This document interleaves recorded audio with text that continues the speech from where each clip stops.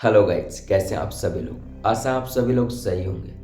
दोस्तों, मैं आज से आप सभी लोगों के सामने एक सीरियल किलर गैंग की एक ऐसी कहानी लेकर प्रस्तुत हो चुका हूं जो कि आपके पैरों तले जमीन खिसका देगी।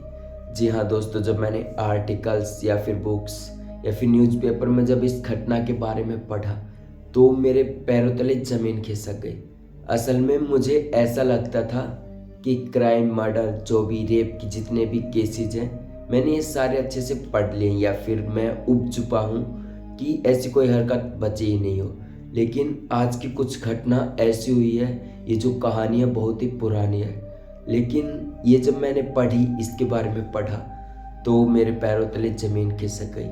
असल में इनका काम लूट-पाट, डकैती का ही था, लेकिन उसके बाद जो ये टॉर्चर करते थे उससे सुन के आपके पैरों तले जमीन खिसक जाएगी। होता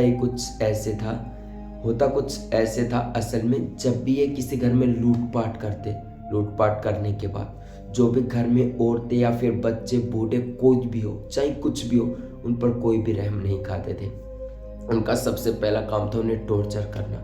जैसे कि वो टॉर्चर करते, उन्हें पहले बुरी तरह से मारते पीटते, फिर उसके बाद उनका गला काटते आरी से। जब उनका गला काटा जाता आरी से, बिल्कुल अलग कर देते, और जैसे बंदा मरने के बाद जो सांस की आवाज़ आती है, जैसे कि कोई मरा है, ऐसी सांस की आवाज़ आती है। इस आवाज़ को सुनने के लिए बंदे को मारने के लिए और अग्रेसिव हो जाते। और इस गैंग ने पूरी तरह से तहलका मचा दिया था 1996 से लेकर 2006 तक। होता ये पहले लूटपाट करते घर में, उसके बाद जो बंदे थे, जो रहता, उसे बुरी तरह से टॉर्चर किया जाता था। आखिरकार इस कहानी को अंजाम, मतलब सुनार, जो सुनार होता है, जो सोने का काम करता है, उसी के कारण ये इस गैंग के मेंबर पकड़े गए थे, जिसे 13 बंदे थे जो पकड़े गए थे और जिन्हें मौत की सज़ा सुनाई गई थी। असल में इस कहानी की शुरुआत क्या होती है, असल में शुरुआत से जानते हैं। तो दोस्तों, इस कहानी की शुरुआत होती है 1930 से। डंडपुलिया नाम का एक गांव है जो कि बेंगलुरु से 1 घंटे का रास्ता है, और ये जो है एक ज़िले में पड़ता है, जो हमारा राज्य है भारत का, कर्नाटक स्टेट है, उसमें पड़ता है। उसमें एक बंदा रहने के लिए आता है 1930 में, जिसका नाम वेंकट स्वामी था, और वो काफ़ी अमीर था, क्योंकि जो डंडपुलिया गांव था वो किसानों का गांव था। असल में किसानी बहुत ज़्यादा थे उस गांव में। और ये बंदा वेंकट स्वामी जब वहाँ पर पहुँचा तो इसके पास खुद की एक गाड़ी थी छोटी सी, और ये काफ़ी जानवर इसके साथ थे। और इसने आते ही गांव में 7 बीघा ज़मीन ले ली थी, जिसमें ये अपनी खेती बाड़ी करने लगा था। और गांव के जो भी लोग थे, इसके पैसे को देखकर, इसे देखकर इसकी तरफ अट्रैक्ट हो रहे थे, क्योंकि उनके गांव में आते ही 7 बीघा ज़मीन लेना बहुत बड़ी बात थी। और ये जो वेंकट स्वामी था वहाँ पर रहने लगा था, और बीतते बीतते 3 से 4 महीने वहाँ पर रहते हुए हो गए थे। फिर उसे एक दिन गांव में पुलिस आती है और उसे पकड़ कर ले जाती है। जब पुलिस उसे पकड़ कर ले जाती है तो गांव वालों को पता चलता है ये कोई सीरियल किलर था, जो कि गांव में रहने के लिए आया था, और काफ़ी लूटपाट की थी इसने पहले।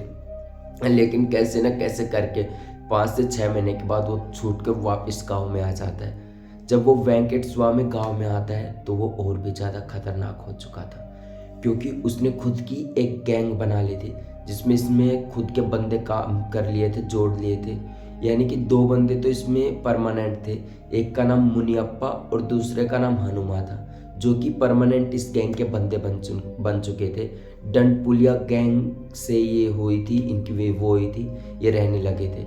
ये जो गैंग थी, इसमें लोग, औरतें, सब कुछ काम किया करते थे, बच्चे से लेकर बूढ़े तक। और सभी लोग मतलब इतने अग्रेसिव थे कि इनमें एक औरत थी जिसका नाम अमंग माँ, ऐसे से कुछ नाम था, सॉरी दोस्तों मैं भूल चुका हूँ।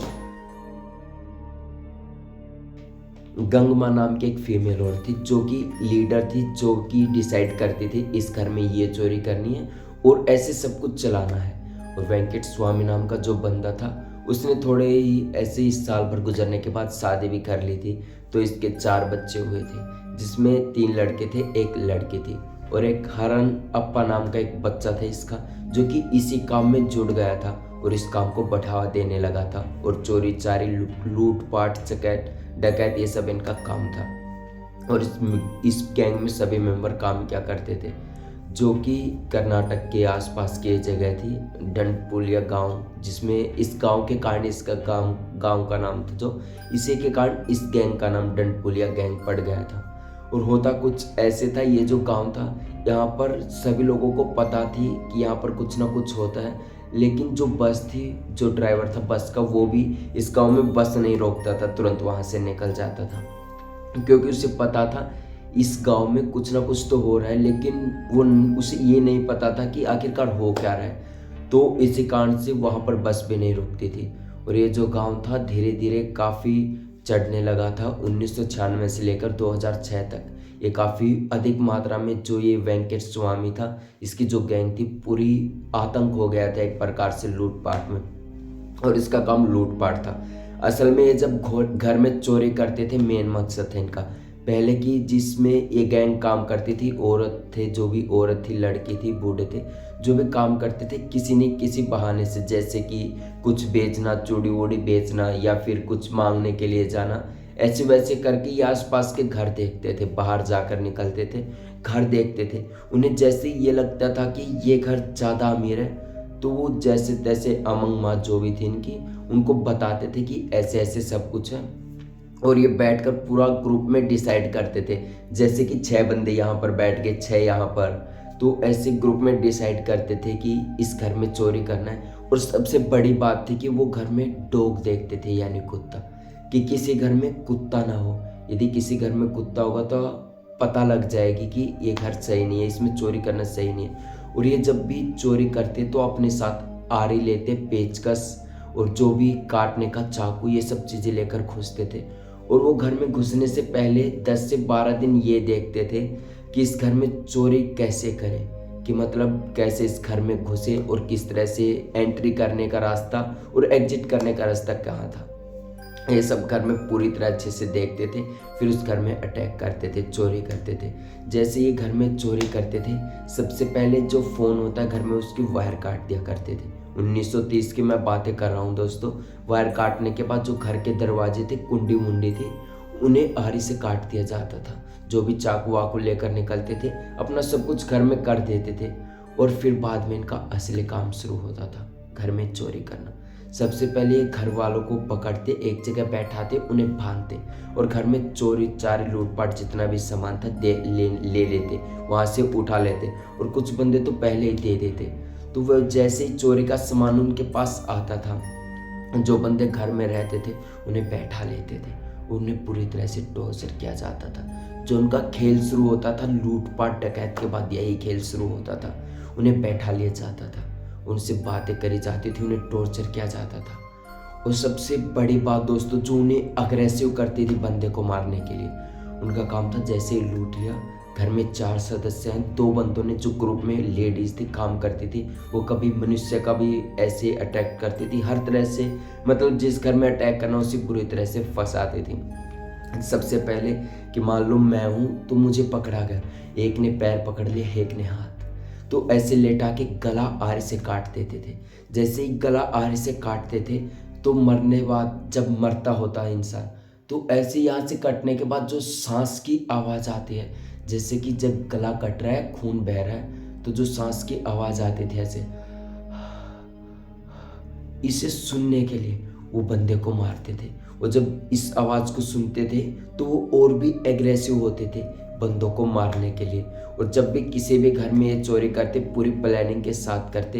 बैंगल्स, कोई चूड़ी का भेस बना के जाता खरीदने के लिए, कुछ देने के लिए, या फिर कोई भिखारी का रूप लेता। तो ये सब करके वो घर को देख लेते थे कि घर में किस घर में चोरी करनी है। अब असल में तो जिस बंदे से बात करते, उसके लहजे से ही पता लगा लेते कि ये घर अमीर का है, तो इस घर में चोरी करनी है। और ये जो गैंग थी, इन्होंने बुरी तरह से आतंक फैला दिया था। और इनका रुतबा इतना बढ़ गया था कि चारों तरफ खौफ ही खौफ हो गया था।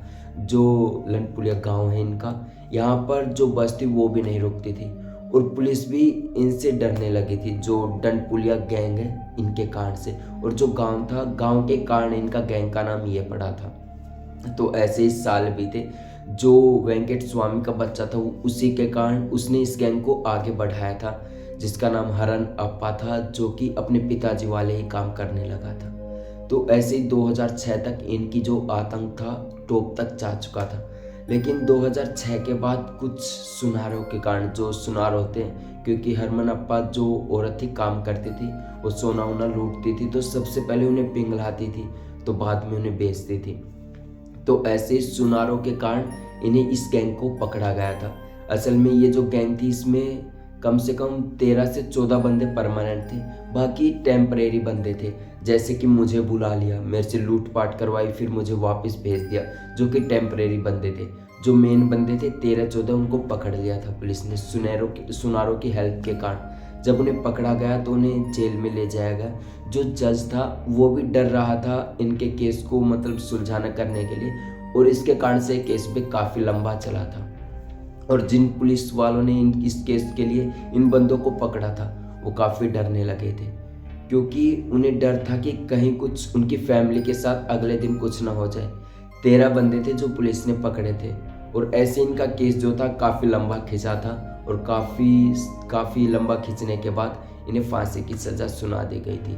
जब 13 बंदों को फांसी की सज़ा दी गई साल के बाद, तो उन्हें मार दिया गया था। तो जो पुलिस थे वो काफ़ी ज़्यादा डरे हुए थे, और उन्होंने डर के मारण अपने घर में जो थे 12-13 कुत्ते बांधे हुए थे पालतू, और घर में सिल्वर सी स्टिक्स लगाए हुए थे बाहर, कि कोई भी अंदर घुसे तो पता चल जाए। और जो घर था, पूरे जो दरवाजे थे काठ की जगह लोहे के करवा दिए थे। उनका खौफ इतना बढ़ चुका था। और ये जो बंदे थे 13, इनको फांसी देने के बाद जो टेम्परेरी बंदे थे, आज तक वो पकड़े नहीं गए हैं। और ना ही पुलिस को अब भी इतना डर है कि कहीं कोई हमारे घर पर अटैक ना कर दे। तो ऐसे ही जज जो होता है, उनसे पहले सेफ्टी, जो हमारी सरकार उससे पहले सेफ्टी लेकर रह रहे हैं। और ऐसे पुलिसकर्मी हैं जिन्होंने 12-13 कुत्ते बांधे हुए हैं अपने घर में, ताकि कोई घुसे तो पता चल जाए। ये बेंगलोर के पास डंडपुलिया गांव है, जो उसकी कहानी है। और उसके बाद इसकी एक फिल्म भी बनी थी जिसके ऊपर, जिसकी फिल्म ऐसे थी कि जो भी इसे देखने जाता तो थिएटर में पेंट गीली हो जाती थी, लोग बेहोश हो जाते थे। ये फिल्म कुछ ऐसी थी जो साउथ के एक डायरेक्टर ने बनाई थी, नाम मुझे भी नहीं पता है। और ये जो गैंग थी, इसने पूरी तरह से अपने भारत में तहलका मचा दिया था, जो कि कर्नाटक में डंडपुलिया गांव की थी। और आज तक काफ़ी लोग डरे हुए हैं वहाँ के, कि कभी हमारे साथ कुछ गलत ना हो जाए। और आज भी उनके घर में 12 से 13 कुत्ते बंधे हुए हैं। सबसे इस गैंग का मेन मकसद था लूटपाट डकैत करना, लेकिन उससे भी घिनौना काम था टॉर्चर करना। जैसे कि सांस की नली काटना, आरे से काटते थे, और घर की जो कुंडियाँ होती उन्हें भी आरे से पहले ही काट देते थे, चाकू से, टेलीफोन की वायर, या फिर घर में जब भी चोरी करते तो पूरी प्लानिंग के साथ क्या करते थे। जो कि गंगमा नाम की एक औरत थी, वो पूरा प्लान लेके चलती थी कि आज इस घर में चोरी करनी है, उसके बाद इस घर में। और ये लूटपाट के बाद जो भी घर में होता उसे मार देते थे, किसी के ऊपर भी रहम नहीं करते थे, चाहे बूढ़ा हो, बच्चा हो, चाहे कुछ भी हो।